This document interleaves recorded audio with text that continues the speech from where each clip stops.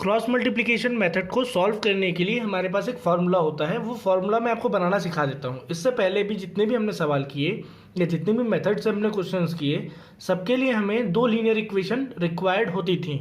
तो यहाँ पे भी हमें दो लीनियर इक्वेशन रिक्वायर्ड है। यहाँ पे हमारे पास मान लेते हैं पहले लीनियर इक्वेशन दिया है a1x plus b1y plus c1 is equal to 0, और दूसरी इक्वेशन है हमारे पास a2x plus b2y plus c2 is equal to 0।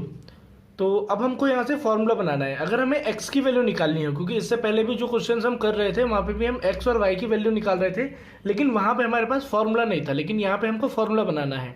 तो यहाँ पे अगर हमें x की वैल्यू निकालनी है तो उसके लिए पहले मैं आपको एक ट्रिक बता दे रहा हूँ। मैं यहाँ पे आपको दो चीज़ें बताऊँगा, उसी से आप कर लीजिएगा ये फॉर्मूला बनाना। आखिरी में तो आपको याद ही करना है। यहाँ पे सबसे पहले एक वैल्यू को हम मानते हैं ऊपर से नीचे, मतलब जब पहली बार मल्टीप्लाई होगा वो ऊपर से नीचे होगा, दूसरी बार मल्टीप्लिकेशन नीचे से ऊपर होगा, और थर्ड टाइम में जो मल्टीप्लाई होगा वो ऊपर से नीचे होगा। तो जो पहला वाला है वो x का है, दूसरा वाला है वो y का है, और तीसरा वाला कांस्टेंट वैल्यू c का है। तो मैं यहाँ से आपको करना बताता हूँ। अगर आपको x की वैल्यू निकालनी है तो सबसे पहले आप x को छुपा लीजिए। आपने यहाँ से x की वैल्यू को छुपा लिया। अब यहाँ पे बोला जा रहा है पहला मल्टीप्लिकेशन ऊपर से नीचे होगा। तो यहाँ पे हमारे पास क्रॉस में अगर देखें तो ऊपर वाली वैल्यू है b1 और नीचे वाली वैल्यू है c2। तो इंटू किस किस का होगा? b1 c2 का होगा। y का नहीं होगा, वेरिएबल का इंटू नहीं होता है, जो कोफिशिएंट होता है उसका इंटू होता है। बीच में फॉर्मूले में हम लगाते हैं माइनस। अब ऊपर से नीचे हमने इंटू कर दिया। अब अगली बार में हम करेंगे नीचे से ऊपर का इंटू, यानी b2 c1। अगली वाली वैल्यू हमें निकालनी है y की। ये x की वैल्यू हमने निकाल ली ऊपर से नीचे इंटू करके। अब दूसरी वाली वैल्यू निकालनी है y की। तो हम यहाँ लिख लेते हैं y, और y की वैल्यू निकालने के लिए हमें यहाँ दिया हुआ है नीचे से ऊपर करना है इंटू। मतलब सबसे पहले हम y को छुपाएंगे। ये यहाँ से हमने y को छुपा लिया। अब हमें जो मल्टीप्लिकेशन करना है y वाले में वो नीचे से ऊपर करना है, मतलब a2 c1। तो हमारे पास आ जाएगा a2 c1, और y वाले को यहाँ छुपा लेंगे। नीचे से ऊपर इंटू कर दिया हमने। अब हम करेंगे a1 c2, तो आ जाएगा हमारे पास a1 c2। और यहाँ से अब हम आखिरी में c की वैल्यू निकालेंगे, या z बोलते हैं, या उसको 1 बोलते हैं, सॉरी उसको 1 बोलते हैं। तो यहाँ पे रोक लेते हैं इसको c को। तो दिया हुआ है ऊपर से नीचे इंटू, मतलब a1 का इंटू b2 में, और जब ऊपर से नीचे इंटू हो जाएगा तो नीचे से ऊपर का इंटू, मतलब a2 का इंटू b1 में। तो हमारे पास वैल्यू आ जाएगी a1 b2, और फिर आ जाएगा माइनस a2 b1। ये हमारे पास फॉर्मूला आ जाएगा इसको निकालने का। अगर हम यहाँ से देखें तो हमारे पास जो x की वैल्यू है वो y की वैल्यू के बराबर है, और जो x की वैल्यू है वो बराबर है 1 में a1 b2 minus a2 b1 की भी। तो हम यहाँ से अगर x की वैल्यू निकालें तो हमारे पास आ जाएगा a1 c2 b2 c1। हमारे पास वैल्यू आ जाएगी b1 c2 minus b2 c1, और अपॉन में वैल्यू रहेगी a1 a2 minus a2 b1।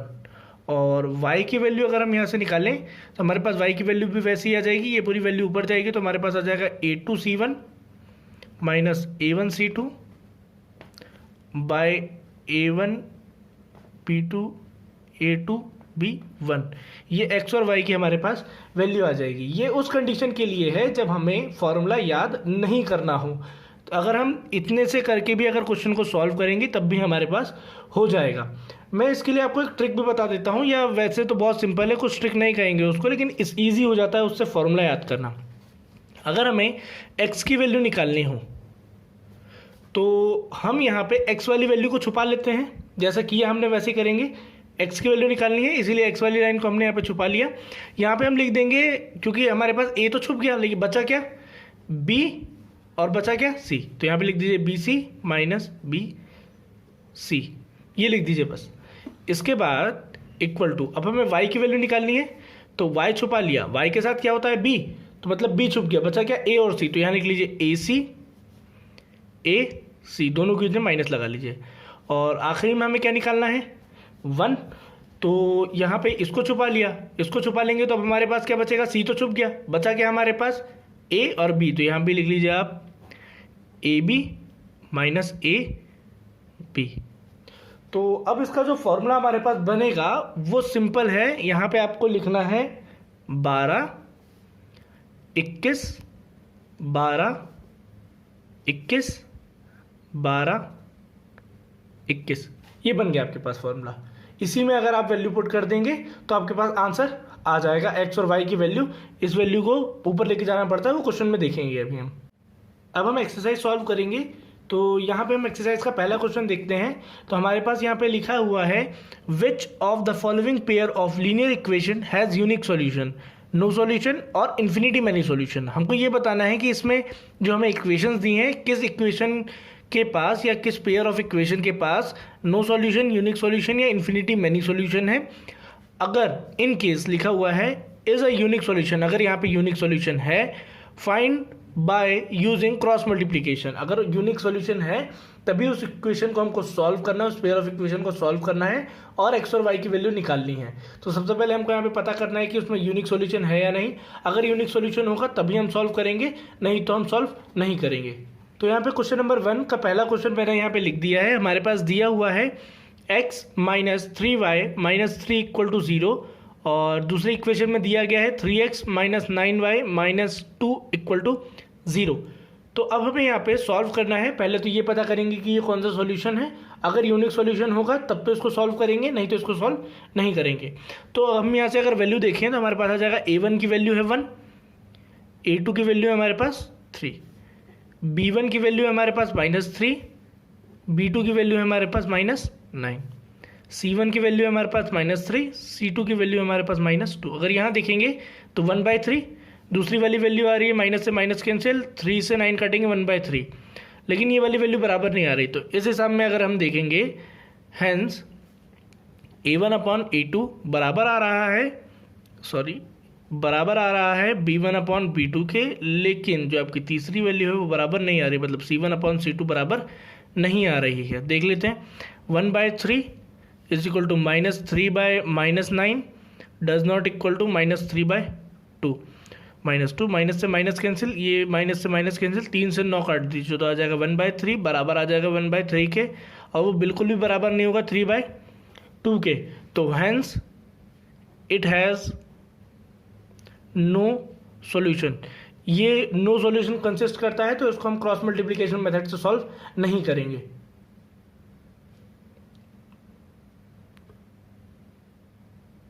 Question number first का क्वेश्चन नंबर सेकंड मैंने यहाँ पे लिख दिया है। तो यहाँ से हम छांट लेते हैं। a1 की वैल्यू हमारे पास कितनी आ जाएगी 2, b1 की वैल्यू कितनी आ जाएगी 1 और c1 की वैल्यू हो जाएगी 5।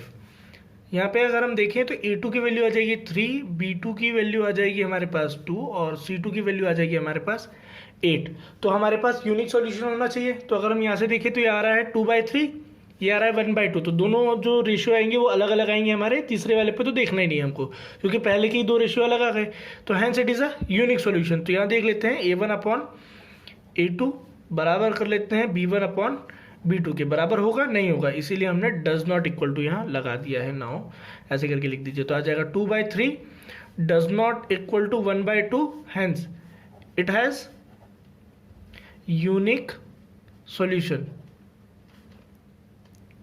तो हमारे पास यहाँ पे यूनिक सॉल्यूशन है, यूनिक सॉल्यूशन है तो अब हम इसको आगे चल के सॉल्व करेंगे। तो मैंने फॉर्मूला बनाना बताया था, अगर हमें यहाँ से इसको सॉल्व करना होगा तो x, y और 1 इसकी वैल्यू हम निकालते हैं। अगर हम x वाले को छुपाएं तो यहाँ से अगर हम x वाले को छुपा दें, x वाले को छुपाएंगे तो हमारा a वाली वैल्यू गायब हो जाती है, a वाली वैल्यू गायब, a वाली वैल्यू गायब होती है तो बचता क्या है bc। तो यहाँ भी लिख देंगे bc और यहाँ भी लिख देंगे BC और उसको लिख देंगे हम 12/21। यहाँ से फिर हम y की वैल्यू निकालेंगे। तो अगर हम यहाँ से y की वैल्यू छुपा लें तो हमारे पास क्या बचेगा a और c। तो यहाँ आ जाएगा AC माइनस AC और इस पर भी लिख लेंगे हम 12/21। और आखिरी वाली वैल्यू हम निकालेंगे सी वाले से, तो सी वाला छुपा लिया हमने, तो हमारे पास बचेगा क्या, ए बी। तो यहाँ आ जाएगा ए बी और आ जाएगा ए बी, तो इसमें भी आ जाएगा 12 और 21। अब हम वैल्यू पुट करेंगे इनमें। यहाँ पे हमें b1 की वैल्यू दी गई है 1, तो यहाँ लिख देंगे x। b1 की वैल्यू हमें दी गई है 1, तो यहाँ हमने 1 लिख लिया। और c2 की वैल्यू हमें दी गई है 8, तो यहाँ 8 लिख लिया। माइनस b2 की वैल्यू हमें दी गई है 2 और c1 की वैल्यू हमें दी गई है 5, ये लिख लिया हमने। Is equal to y by a1 की वैल्यू हमारे पास दी गई है 2 और c2 की वैल्यू है हमारे पास 8, माइनस a2 की वैल्यू दी गई है 3 और c1 की वैल्यू दी गई है 5, is equal to 1 bye a1 की वैल्यू दी गई है 2 और b2 की वैल्यू दी गई है हमें यहाँ पे 2, माइनस a2 की वैल्यू है हमारे पास 3 और b1 की वैल्यू दी गई है 1। ये हमने इसको पुट कर दिया यहाँ पे। अब सॉल्व कर लेते हैं इसको। हमारे पास ये आ जाएगा 8 और ये आ जाएगा 5 टू 10। यहाँ पे y की वैल्यू निकालेंगे तो हमारे पास आ जाएगा 16 माइनस 15 और यहाँ पे आ जाएगा 1 बाय, ये आ जाएगा 4 माइनस 3। तो अब आगे सॉल्व करेंगे इसको, तो हमारे पास x की वैल्यू आ जाएगी 8 माइनस 10। अगर 8 में से माइनस का 10 किया तो आ जाएगा माइनस का 2। y की वैल्यू अगर यहाँ से निकालेंगे तो ये आ जाएगा माइनस का 1, नहीं प्लस का 1 आएगा ये। और अगर हम लास्ट वाली वैल्यू निकालेंगे तो आएगा हमारे पास 1। तो एक बार x बाय -2 बराबर होगा इस 1 बाय 1 के, एंड एक बार y बाय 1 बराबर होगा 1 बाय 1 के। तो ये अगर वैल्यू ऊपर जाएगी, x की वैल्यू आ जाएगी -2, 1 का इसमें 2 के तो वो x ही हो जाएगा। एंड y की वैल्यू अगर हम यहाँ से निकालेंगे तो 1 का इंटू y में y और 1 का इंटू 1 में तो 1। ये हमारे पास आंसर आ जाएगा इसका। अब हम सॉल्व करेंगे क्वेश्चन नंबर 2। तो यहाँ पे दिया गया है for which the value of a and b does the following pair of linear equation have infinity many solution. हमारे पास जो ये दो इक्वेशन दी गई हैं इनके बीच में इन्फिनिटी मैनी सॉल्यूशन लगाना है, और इन्फिनिटी मैनी सॉल्यूशन लगाने के बाद हमें a और b की वैल्यू फाइंड आउट करनी है। तो पहले हम इसमें से गिवन वैल्यू फाइंड आउट कर लेते हैं। तो हमारे पास गिवन है a1 2 आ गया, b1 की वैल्यू आ गई हमारे पास 3 और c1 की वैल्यू आ गई हमारे पास 7। a2 की वैल्यू आ रही है a माइनस बी, b2 की वैल्यू आ रही है a प्लस बी, c2 की वैल्यू आ रही है हमारे पास 3a प्लस b माइनस 2। तो अब हम इसको आगे सॉल्व करेंगे। हमको बोला जा रहा है infinity many solution. The condition for infinity many solution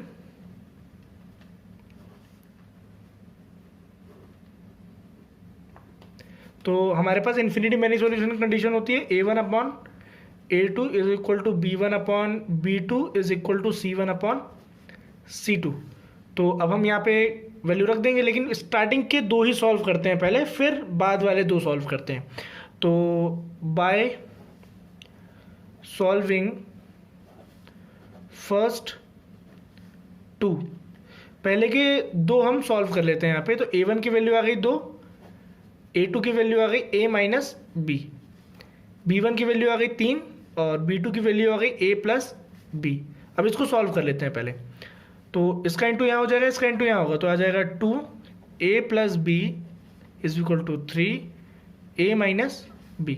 2 का यहाँ इंटू कर देते हैं तो 2a plus 2b is equal to 3a minus 3b। आगे सॉल्व करते हैं। 2a प्लस 2b, ये दोनों वैल्यू यहाँ ले आते हैं, तो minus 3a plus 3b is equal to 0। तो आ जाएगा 2a माइनस 3a, तो आ जाएगा माइनस का a plus 2b plus 3b आ जाएगा 5b is equal to 0। Minus का अंदर इंटू कर दीजिए तो आ जाएगा a minus 5b is equal to 0। ये आगे इक्वेशन नंबर 1। अब हम नेक्स्ट 2 को सॉल्व करते हैं। तो हमारे पास आ जाएगा वहाँ पे अगले 2 हमारे पास वैल्यू क्या बच रही है, b1 upon b2 is equal to c1 upon c2। तो हमारे पास यहाँ से b1 की वैल्यू अगर हम देखें तो हमारे पास b1 की वैल्यू आ रही है 3 और अपॉन में b2 की वैल्यू आ जाएगी a plus B is equal to c1 की वैल्यू आ जाएगी 7 और अपॉन में c2 की वैल्यू आ जाएगी 3a प्लस बी माइनस 2। इसका इंटू यहाँ, इसका इंटू यहाँ, तो आ जाएगा 3 3a plus B minus 2 is equal to 7, a plus B यहाँ आ जाएगा। 9a 3b minus 6 is equal to 7a plus 7b। तो आ जाएगा 9a plus 3b minus 6 minus 7a, ये वैल्यू इधर ट्रांसफर होगी, और minus 7b is equal to 0। तो यहाँ से अब इसको सॉल्व कर लेते हैं। तो 9a माइनस 7a, तो हमारे पास वैल्यू बचेगी 2a। 3b माइनस 7b, तो हमारे पास वैल्यू आ जाएगी माइनस का 4b और माइनस का 6 इज इक्वल टू 0। 2 से अगर हम डिवाइड कर देंगे तो आ जाएगा a minus 2b minus 3 is equal to 0। तो अगर हम यहाँ से इक्वेशन बनाएं a minus 2b is equal to 3 आ गई इक्वेशन नंबर सेकेंड। अब हम जो दो इक्वेशंस हमारे पास आई हैं, इन दोनों इक्वेशनों को अब हम सॉल्व करेंगे। यहाँ पे मैंने जो लास्ट हमारे पास इक्वेशन दी थी 1 और 2, मैंने फिर से यहाँ पे लिख दिया है उनको। तो यहाँ पे आप देखें तो हमारे पास x और y वेरिएबल नहीं है, लेकिन फिर भी हमको इसको सॉल्व करना है उसी मेथड से। तो अब हम यहाँ पे क्या करेंगे, पहले सेम जैसे पिछले क्वेश्चन में हमने वैल्यू अलग अलग की थी, वैसे ही इस वैल्यू को भी अलग कर लेते हैं। तो हमारे पास यहाँ इसको मान लेते हैं a1, कैपिटल A मान लेते हैं। a के आगे वाला की जो वैल्यू है, यहाँ पे x और y वेरिएबल नहीं है, तो x की जगह पे a आ गया है स्मॉल a, और जो हमारा y था उसकी जगह पे स्मॉल b आ गया है। तो जो कैपिटल A है उसको हम यहाँ पे इसके आगे वाला मान लेते हैं। तो कैपिटल A1 की वैल्यू हमारे पास कितनी है, 1। कैपिटल B1 की वैल्यू हमारे पास -5, और कैपिटल C1 की वैल्यू हमारे पास 0 है। अगर हम कैपिटल A2 की वैल्यू निकालें तो हमारे पास कैपिटल A2 की वैल्यू, इसके सामने वाली वैल्यू 1। कैपिटल B2 की वैल्यू निकालें तो -2, और C2 की अगर वैल्यू निकालें तो हमारे पास आ जाएगा 3। और अब हम देखें तो हमारे पास इक्वेशन सॉल्व करेंगे, x, y और 1 की वैल्यू निकालते थे वहाँ पे, लेकिन फिलहाल हमारे पास x, y और 1 तो है नहीं। तो x की जगह पे क्या है, a, तो इसको बना लेते हैं स्मॉल a, इसको बना लेते हैं स्मॉल b, और 1 तो हर जगह 1 ही रहेगा। तो अगर हम a की वैल्यू निकालें, वहाँ से अगर a की वैल्यू का हमने फॉर्मूला देखा था तो वो क्या था, bc लिखना है माइनस bc लिखना है। b के लिए अगर फॉर्मूला निकालते तो क्या आता था वहाँ पे, ac माइनस ac, और c निकालते तो क्या आता था, ab माइनस ab। तो यहाँ पे आ जाएगा 12, 21, 12, 21, 12, 21। तो अब हम इसको सॉल्व करेंगे तो a की वैल्यू हमारे पास आ जाएगी b1 की वैल्यू हो जाएगी -5, और c2 की वैल्यू क्या है हमारे पास 3 माइनस। इसके बाद b2 की वैल्यू कितनी है हमारे पास -2, और c1 की वैल्यू कितनी है हमारे पास 0 is equal to b। a1 की वैल्यू 1, c2 की वैल्यू 3, a2 की वैल्यू 1, c1 की value 0 is equal to a1 b2। a1 कितना दिया हुआ है 1, b2 कितना दिया हुआ है -2 माइनस a2 की वैल्यू 1, और b1 की वैल्यू -5। तो ये आ जाएगा ये आ जाएगा -15, क्योंकि -5 का इंटू 3 में करेंगे तो -15, और -2 का इंटू 0 में तो वो 0 हो जाएगा। b की वैल्यू 3 × 3, और ये आ जाएगा आपके पास 0, 1। यहाँ पे आ जाएगा ये -2 और +5, a/-15, b/3, और यहाँ पे आ जाएगी वैल्यू हमारे पास 5 में से 2 गया तो आ जाएगा 3। a की वैल्यू अगर हम यहाँ से निकालेंगे तो हमारे पास आ जाएगी 1/3, और b/3 इज इक्वल टू भी आ जाएगा 1/3। तो ये -15 अब ऊपर जाएगा, तो a की वैल्यू हमारे पास हो जाएगी -15/3, और ये 3 से वाला 3 कट गया, तो b की वैल्यू तो हमारे पास 1 आ जाएगी। 3 से -15 काट दिया तो a की वैल्यू हमारे पास आ जाएगी -5, और b की वैल्यू हमारे पास आ जाएगी 1। तो हमने यहाँ से a और b जिसकी हमें वैल्यू निकालनी थी वो हमने निकाल लिया। अब हम सॉल्व करेंगे क्वेश्चन नंबर सेकेंड का सेकेंड। तो यहाँ पे क्वेश्चन में यहाँ पे दिया हुआ है हमको, for which value of k will the following pair of linear equation have no solution. तो हमारे पास यहाँ पे जो इक्वेशन दिया गया है दो पेयर ऑफ इक्वेशन में, इसमें हमको नो सॉल्यूशन लगाना है। नो सॉल्यूशन लगाने के बाद हमको वहाँ से k की वैल्यू निकालनी है। तो यहाँ से हम वैल्यू निकाल लेते हैं। A1 की वैल्यू हमें दी गई है 3, B1 की वैल्यू दी गई है 1, C1 की वैल्यू दी गई है 1, A2 की वैल्यू हमें दी गई है 2k-1, B2 की वैल्यू दी गई है हमें k-1, C2 की वैल्यू हमें दी गई है 2k+1। यहाँ पे फॉर नो सॉल्यूशन की अगर हम यहाँ से कंडीशन निकालें तो हमारे पास आ जाएगा A1/A2 is equal to B1/B2 does not equal to C1/C2। तो A1 की वैल्यू हमारे पास आ जाएगी 3, A2 की वैल्यू आ जाएगी 2k-1, B1 की वैल्यू दी है 1 और B2 की वैल्यू दी है k-1, C1 की वैल्यू दी है 1, C2 की वैल्यू दी है 2k+1। लेकिन ये वाली तो value does not equal to है, तो इसको अब हम यूज़ नहीं करेंगे, सिर्फ इन दोनों को सॉल्व करेंगे। तो इन दोनों को सॉल्व करेंगे तो यहाँ पे k-1 ऊपर जाएगा, 2k-1 इस साइड जाएगा, तो 3 का इंटू हो जाएगा k-1 में और 2k-1 इधर आ जाएगा। ये आ जाएगा 3k-3 is equal to 2k-1, ये इधर आ जाएगा तो 3k-2k इज इक्वल टू -1 + 3, तो ये आ जाएगा k इज इक्वल टू 2। ये हमारे पास 2 की वैल्यू आ जाएगी। अब हम सॉल्व करेंगे क्वेश्चन नंबर 4 का फर्स्ट। तो यहाँ पे हमारे पास उसका क्वेश्चन दिया हुआ है, a part of monthly hostel charge is fixed and the remaining depend upon the number of days one has taken food in the mess. वहाँ पे मंथली जो हॉस्टल में रहने का चार्ज है वो फिक्स्ड है, लेकिन लोग जितना दिन खाना खाएंगे उसका चार्ज एडिशनल है। तो एक स्टूडेंट ए है जिसने कि खाना खाया 20 दिन, तो उसको पे करना पड़ा कुल मिला के 1000 रुपये, मतलब हॉस्टल चार्ज प्लस मेस में जो 20 दिन खाना खाया दोनों का मिला के 1000 रुपये उसको देना पड़ा। और एक स्टूडेंट ने 26 दिन खाना खाया विद हॉस्टल चार्ज, तो उसको देना पड़ा 1180 रुपये। Find the fix charge and the cost of food per day, और एक दिन के खाने का कितना चार्ज लग रहा है और हॉस्टल का चार्ज कितना, ये हमको बताना है। तो क्वेश्चन करते हैं। तो हम यहाँ पे लेट द हॉस्टल चार्ज, जो हमारे पास हॉस्टल चार्ज है उसको हम x मान लेते हैं, और and food charge for 1 day, एक दिन की खाने का चार्ज हम मान लेते हैं y। तो कुल मिला के हमारे पास ना हो, अगर कंडीशन देखें तो उसमें ये बोला जा रहा है पूरे महीने के हॉस्टल का चार्ज प्लस उस लड़के ने 20 दिन खाना खाया है तो उसका चार्ज कुल मिला के 1000 रुपये हो रहा है। ये हमारे पास पहली इक्वेशन बन गई, पूरे हॉस्टल का चार्ज रहने का प्लस एक दिन के खाने का चार्ज, लेकिन उसने 20 दिन खाना खाया है तो एक दिन के खाने का चार्ज का इंटू 20 में करेंगे, क्योंकि 20 दिन खाया ना, तो 20 का इंटू एक दिन में, तो कुल मिला के कॉस्ट आ जाएगा। दोनों को जोड़ दिया तो 1000 रुपये। एंड दूसरी कंडीशन अगर हम इसी हिसाब से देखें तो वो ये बोल रहा है एक लड़के ने पूरे महीने रहा प्लस 26 दिन खाना खाया है मेस में से, तो उसका पैसा हो गया कुल मिला के 1180। आगे equation number second.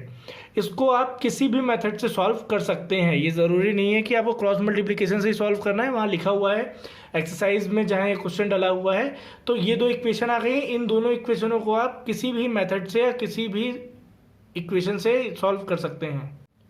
Next question हमको दिया हुआ है, यहाँ लिखा है कि a fraction become 1/3 when 1 is subtracted from the numerator. अगर हम एक फ्रैक्शन के न्यूमरेटर में से 1 को माइनस कर दें तो वो फ्रैक्शन 1/3 हो जाता है। And it became 1/4 when 8 is added to the denominator. Find the fraction, हमें फ्रैक्शन निकालना है। तो आइए इस क्वेश्चन सॉल्व करते हैं। तो सबसे पहले हम लेट द फ्रैक्शन को हम मान लेते हैं x अपॉन में y, and according to the question now हमको बोला जा रहा है कि जब भी हम फ्रैक्शन में एक माइनस कर देंगे उसके न्यूमरेटर में से, तो मतलब हमारे पास फ्रैक्शन दिया है x/y और उसके न्यूमरेटर में से हमको कितना माइनस करना है, 1 माइनस करना है, तब वो जो फ्रैक्शन है हमारे पास बन जाएगा 1/3।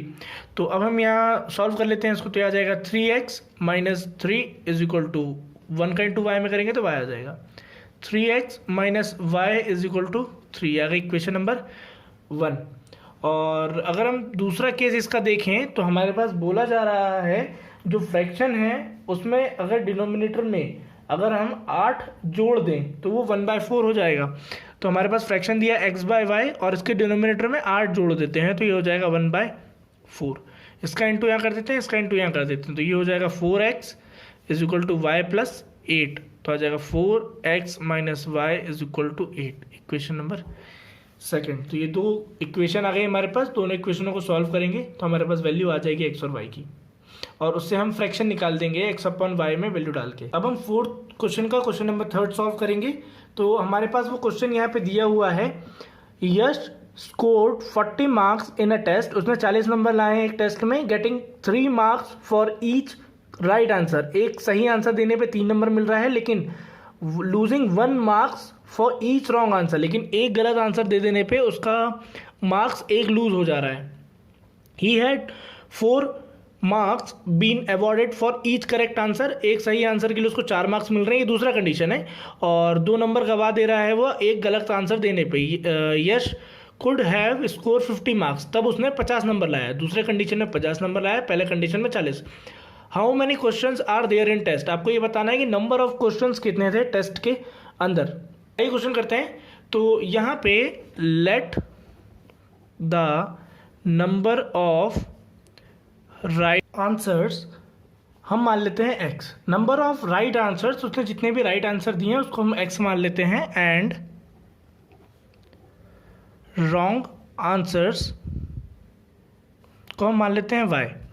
तो नाउ अगर हम पहली कंडीशन के हिसाब से देखें तो वो कह रहा है कि 3 नंबर मिल रहा है एक सही आंसर देने पे और 1 नंबर कट रहा है गलत आंसर देने पे, और कुल मिला के 40 नंबर आए हैं। ये आ गया इक्वेशन नंबर 1। और अगर इसी हिसाब से हम दूसरी इक्वेशन देखें तो वो कह रहा है कि 4 नंबर आए हैं एक सही आंसर देने पे और 2 नंबर कट जा रहा है हर बार एक गलत आंसर देने पर, कुल मिला के 50 नंबर आए हैं। ये दोनों इक्वेशन को सॉल्व करेंगे, x और y की वैल्यू आ जाएगी। आखिरी में x और y को हम जोड़ देंगे क्योंकि हमें टोटल नंबर ऑफ क्वेश्चन निकालने, तो आंसर किसी का भी गलत या सही हो सकता है लेकिन क्वेश्चन तो वही रहेगा। तो इसीलिए आखिरी में हम x और y जो भी वैल्यू आएगी दोनों को जोड़ देंगे तो हमारे पास आंसर आ जाएगा।